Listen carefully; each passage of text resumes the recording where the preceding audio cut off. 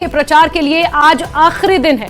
आज शाम 6 बजे प्रचार का शोर पूरी तरह से थम जाएगा। सभी पार्टियां आज अपनी पूरी की पूरी ताकत इस प्रचार में झोंकने जा रही हैं।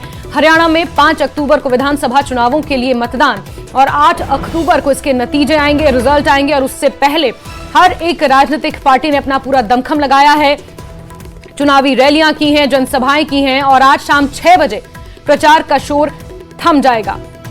आदर्श चुनाव आचार संहिता के चलते आज सभी पार्टियां शाम 6 बजे के बाद प्रचार प्रसार नहीं कर सकती। सिर्फ उससे डोर टू डोर कैंपेन ही हो सकता है।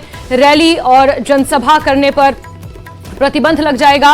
उसके बाद 5 अक्टूबर को विधानसभा चुनावों के लिए मतदान होना है। उससे ठीक पहले आज सभी पार्टियां 6 बजे से पहले अपना पूरा दमखम लगाने की तैयारी में है। इससे पहले भी हमने बीते कल कई तस्वीरें देखी जहां एक तरफ आम आदमी पार्टी सुप्रीमो अरविंद केजरीवाल ने मोर्चा संभाला।